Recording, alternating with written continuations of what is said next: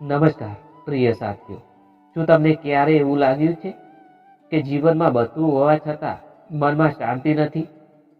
શું તમે ક્યારે રાત્રે ઊંઘતા પહેલા પોતાને પૂછ્યું છે કે હું સાચા માર્ગ પર છું કે નહીં? શું તમારા મનમાં પણ વારંવાર પ્રશ્ન ઉઠે છે કે મારું કર્તવ્ય શું છે? અને શું તમે ક્યારેય જીવનની જંગમાં એકલા પડી ગયા છો એવી લાગણી અનુભવી છે? જો આ પ્રશ્નમાંથી એક પણ પ્રશ્ન તમારું મન હલાવી જાય તો આજનો આ વિડીયો ખાસ તમારા માટે છે. આજે આપણે વાત કરીશું એવા ઉપદેશોની જે યુદ્ધ ભૂમિમાં આપવામાં આવ્યા હતા, પણ જીવનભર માટે શાંતિનો માર્ગ બતાવે છે. આજે આપણે સાંભળશું તે વાણી જે અંધકારમાં દીવો પ્રગટાવે છે. આજે આપણે સમજવાનો પ્રયત્ન કરીશું ભગવાન શ્રી કૃષ્ણની શાંતિમય અને જીવનનું સાચું માર્ગદર્શન આપતી પ્રેરણાદાયક વાણી. જ્યારે મહાભારતના યુદ્ધમાં અર્જુન પોતાના સ્વજનો સામે જોઈને વિખૂટા પડી ગયો, ત્યારે રથના મધ્યમાં ઉભેલા શ્રી કૃષ્ણએ તેને કહ્યું. તે માત્ર અર્જુન માટે ન હતું, તે દરેક સમયના દરેક માનવ માટે હતું.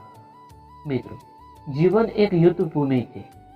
ક્યારેક બહારનું યુદ્ધ, ક્યારેક અંદરનો, ક્યારેક લોકો સામે લડવું પડે છે અને ઘણીવાર પોતાના મન સામે. શ્રી કૃષ્ણ કહે છે, હે મનુષ્ય, તું તારા કર્તવ્યથી ક્યારેય ભાગતો નહીં, કારણ કે જે કર્તવ્યથી ભાગે છે તે શાંતિ ક્યારેય નથી મેળવી શકતો. આ વાણી માત્ર ઉપદેશ નથી, આ જીવનનો નિયમ છે. અમે શું કરી શકીએ?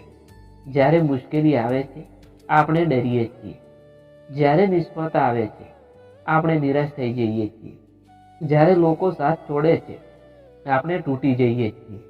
પણ શ્રી કૃષ્ણ કહે છે, પરિસ્થિતિ તને નક્કી નથી કરતી, તું તારી સ્થિતિને નક્કી કરે છે. મિત્રો, શાંતિ બહાર નથી, શાંતિ કોઈ વસ્તુમાં નથી, શાંતિ કોઈ માણસમાં નથી, શાંતિ તો તારા અંતરમાં છે. જ્યારે તું પોતાના કર્મને ઈશ્વરને અર્પણ કરે છે, જ્યારે તું પરિણામની ચિંતા છોડે છે, જ્યારે તું ફક્ત સચ્ચાઈથી કર્તવ્ય કરે છે, ત્યારે તને સાચી શાંતિ મળે છે. શ્રી કૃષ્ણ કહે છે, કર્મ કર, ફળની ચિંતા ન કર. આ વાક્ય આપણે સૌએ સાંભળ્યું છે, પણ શું આપણે એને જીવીએ છીએ? અમે કામ કરીએ છીએ ફળ માટે, અમે પ્રાર્થના કરીએ છીએ લાભ માટે, અમે સંબંધ રાખીએ છીએ અપેક્ષા માટે, અને પછી જ્યારે અપેક્ષા તૂટે છે ત્યારે દિલ તૂટી જાય છે. શ્રી કૃષ્ણ કહે છે, અપેક્ષા છોડ, સેવા અપનાવ. મિત્રો, જ્યાં અપેક્ષા છે ત્યાં દુઃખ છે, જ્યાં સમર્પણ છે ત્યાં શાંતિ છે. જીવનમાં સૌથી મોટું દુઃખ શું છે? મનનો અશાંતપણો. અને મન શાંત ક્યારે થાય છે? જ્યારે તેને સાચું જ્ઞાન મળે છે. શ્રી કૃષ્ણ અર્જુનને કહે છે, તું શરીર નથી, તું આત્મા છે. આ એક વાક્ય આખું જીવન બદલી શકે છે.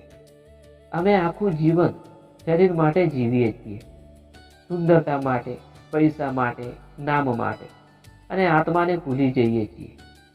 શરીર નાશવાન છે, આત્મા અવિનાશી છે. જેને આ સમજાય જાય તેને મરણનો ડર રહેતો નથી, તેને હારનો ડર રહેતો નથી, તેને લોકો શું કહેશે એનો પણ ડર રહેતો નથી. સાચી શાંતિ ડર ખતમ થાય ત્યારે આવે છે. શ્રી કૃષ્ણ કહે છે, સમત્વ જ યોગ છે, અર્થાત સુખમાં પણ સમાન, દુઃખમાં પણ સમ, લાભમાં પણ સમ, હાનિમાં પણ સમ. આ શક્ય છે? હા, શક્ય છે, પણ તે માટે મન પર નિયંત્રણ જરૂરી છે. મન એક વાંદરો છે, એક ક્ષણે અહીં, બીજી ક્ષણે ત્યાં. જો મનને શાસ્ત્ર અને સત્યથી બાંધી દેવામાં આવે તો મન શાંત થઈ શકે છે. શ્રી કૃષ્ણ કહે છે, જેમ દીવો પવન વગરના સ્થાને શાંતિથી જળે છે, એમ યોગીનું મન સ્થિર રહે છે. મિત્રો, આજે આપણે મોબાઈલમાં, સોશિયલ મીડિયામાં, લોકોના જીવનમાં એટલા ખોવાઈ ગયા છીએ કે પોતાને ભૂલી ગયા છે. તમને એક પ્રશ્ન પૂછું, છેલ્લે ક્યારે તમે શાંતિથી બેસીને પોતાને સાંભળ્યો હતા? શ્રી કૃષ્ણનો સંદેશ છે, દરરોજ થોડો સમય પોતાના માટે રાખો, મનને શાંત કરો, શ્વાસ પર ધ્યાન આપો અને પોતાને પૂછો, હું કોણ છું? જ્યારે તું અંદર જશે ત્યારે જ બહારની ગૂંચવણ સળંગ થવા માંડશે. મિત્રો, જીવનમાં 3 વસ્તુઓ માણસને તોડે છે: અહંકાર, લોભ અને ક્રોધ. અને 3 વસ્તુ માણસને ઊંચું ઉઠાવે છે: વિનમ્રતા, સંતોષ અને ક્ષમા. શ્રી કૃષ્ણ કહે છે, જે વ્યક્તિ ઇન્દ્રિયોને જીતે છે તે પોતાનો મિત્ર છે, અને જે ઇન્દ્રિયોના વશમાં છે તે પોતાનો શત્રુ છે. અમે બહાર શત્રુ શોધીએ છીએ, પણ સાચો શત્રુ તો અંદર છે, અમારું અશાંત મન. જો તું મન જીતી લેશે તો દુનિયા જીતવી સરળ બની જશે. મિત્રો, જીવનમાં સમસ્યા આવવી ખરાબ નથી. સમસ્યા માણસને મજબૂત બનાવે છે. શ્રી કૃષ્ણ કહે છે, પરિવર્તન જ જીવનનો નિયમ છે. જે જન્મ્યું છે તે મરશે, જે મળ્યું છે તે છૂટશે, જે શરૂ થયું છે તે પૂર્ણ થશે. તો પછી ડર શાનો? જીવનમાં એક જ સત્ય છે: કર્તવ્ય. તમે જે પણ કામ કરો છો પૂરેપૂરો સમર્પણથી કરો. જો તમે વિદ્યાર્થી છો, સાચા દિલથી ભણો. જો તમે કામદાર છો, ઈમાનદારીથી કામ કરો. જો તમે માતા પિતા છો, પ્રેમથી સંતાનોને માર્ગ બતાવો. દરેક ભૂમિકા પવિત્ર છે. મિત્રો, શાંતિ કોઈ પહાડ પર જવાની વસ્તુ નથી. શાંતિ તો જીવન જીવવાની રીત છે. શ્રી કૃષ્ણ કહે છે, મારા પર ભરોસો રાખ. ભરોસો એટલે શું? પરિસ્થિતિ ખરાબ હોય ત્યારે પણ અંદરથી વિશ્વાસ રાખવો, જે થઈ રહ્યું છે તે મારા કલ્યાણ માટે જ છે. આ સહેલું નથી મિત્રો, પણ સાચું છે. ક્યારેક જીવન આપણને તોડે છે કારણ કે આપણે વધુ મજબૂત બનીએ. ક્યારેક લોકો આપણને છોડે છે કારણ કે ઈશ્વર આપણને પોતાના નજીક લાવવા માંગે છે. મિત્રો, આજે તમે જે સંઘર્ષમાં પસાર થઈ રહ્યા છો, દરેક આંસુ, દરેક નિષ્ફળતા, દરેક અપમાન તમને કાઢવા માટે છે. શ્રી કૃષ્ણ કહે છે, ઉઠ અર્જુન. આ શબ્દો આજે પણ ગુંજે છે. ઉઠ. નિરાશામાંથી ઉઠ, ભયમાંથી ઉઠ, આળસમાંથી ઉઠ, અજ્ઞાનમાંથી ઉઠ. કારણ કે તમારી અંદર અનંત શક્તિ છે. તું નબળો નથી, તું અસહાય નથી, તું એક દિવ્ય આત્મા છે. જ્યારે તું પોતાના અંદરના કૃષ્ણને ઓળખી લેશે ત્યારે બહાર માર્ગ શોધવાની જરૂર નહીં પડે.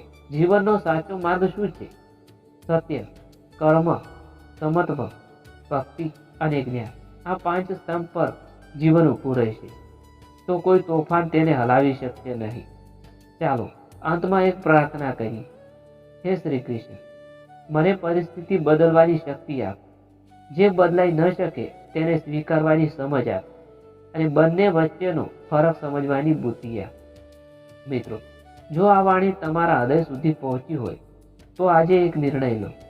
પરિણામની ચિંતા છોડીને કર્તવ્યનો માર્ગ અપનાવવાનો.